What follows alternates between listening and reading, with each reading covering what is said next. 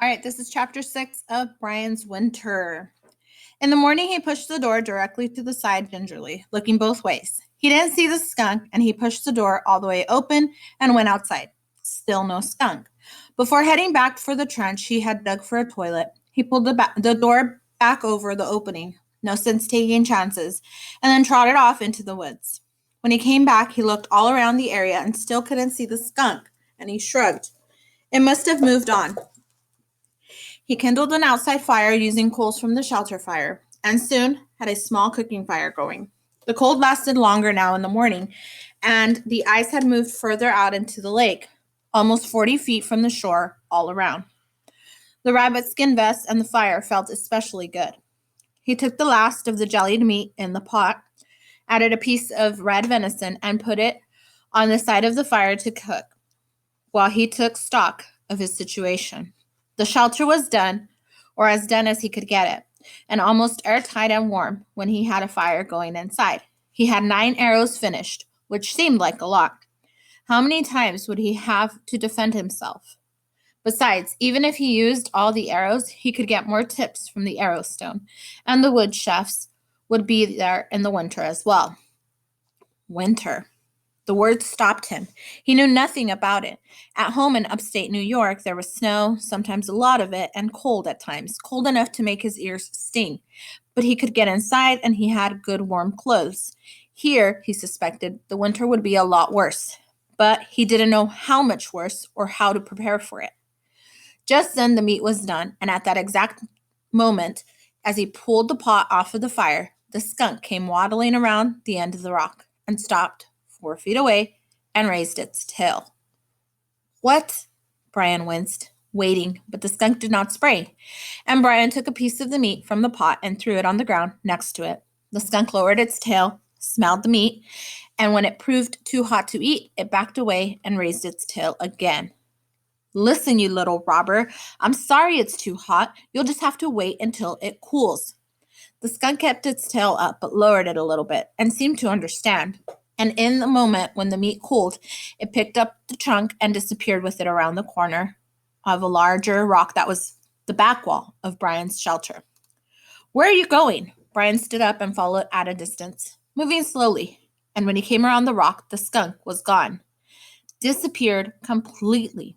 But Brian walked all around the end, back again, and was on the second loop when he saw some grass wiggling at the edge where the rock met the ground. The grass here was thick and about a foot tall and hid the dirt from view. Brian moved closer and saw some fresh earth and a hole beneath the rock.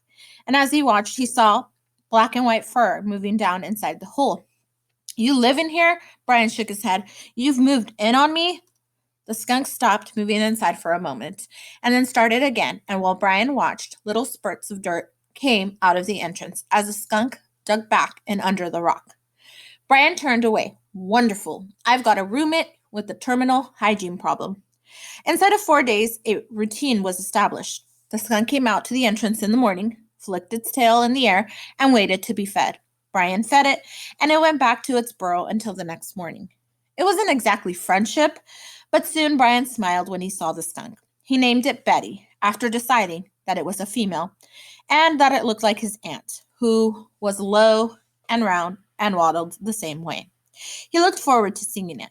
And developing the acquaintance with the skunk, Brian had gotten back to work on the heavy bow. The arrows were done, but he had yet to string the bow and was timed on where to get the string long enough until he saw the cord at the end of the sleeping bag. It was braided nylon, 1/8 of an inch thick and close to 6 feet long, enough to go around the bag twice when it was rolled up. The cord was sewn into the end of the bag, but he had sharpened the knife on his sharpening rock and used the point to open the stitching enough to free the cord. It proved difficult to string the bow. In spite of his scraping and shaping, the limbs were still very stout, and the bow bent only with heavy pressure. He tied the string to one end, then put the tied end in a depression in a rock on the ground, and used his weight to pull down the top end while he tied the cord in place. It hummed when he plunked it, and the strength of the wood seemed to sing in the cord. He took 4 of the arrows and moved to a dirt hummock near the lake shore. He put an arrow in the bow and fitted it to the string, raised the bow and looked down at the shaft at the target and drew the arrow back, or tried to. When it was halfway to his chin, the bow seemed to double in strength, and he was shaking with the exertion by the time he got the feathers all the way back and the cord seemed to be cutting through his fingers. He released quickly, before he had time to aim properly, and saw the arrow crease the top of the hummock, skipped onto the lake ice, jump off the ice, and fly across the open water in the middle and land skittering across the ice on the far side of the lake, a good 200 yards. At the same time, the string slapped his arm so hard it seemed to tear the skin off, and the rough front end of the feathers cut off the top of his hand as they passed over it. Wow! He could not see the arrow, but he knew where it had gone, and would walk around the lake later and retrieve it. Now he had to practice. He changed the angle he was shooting at so that the arrows wouldn't go across the lake if he missed. When he missed, he thought, smiling, and moved closer to the hummock. It was hard to judge the strength of the pull of the bow. He guessed 50, 60 pounds of pull were required to get the string back to his chin. And every shot hurt his arm and fingers and hand. But it was worth it. The arrows left the bow so fast he couldn't see them fly, and they hit so hard that two of them drove on through the hummock and kept going 15 or 20 yards and broke the stone tips. He made new tips that night, and it was while he was making him that he knew he would be hunting bigger game. It was strange how that thought came and how it just seemed to be there. He had made the bow for protection, had thought only in terms of protection, all the while he was making the arrows, but somehow along the way, the knowledge that he would use it to hunt was just there. Maybe it was eating the meat from the doe that had done it. There was so much of it, and it tasted so good and was easier to deal with than the smaller animals. Whatever the reason, when he aimed at the hummock to practice, he saw the chest of a deer. He shot all that day until his shoulders were sore, and he had broken an arrow and 2 more tips by hitting small rocks along the ground.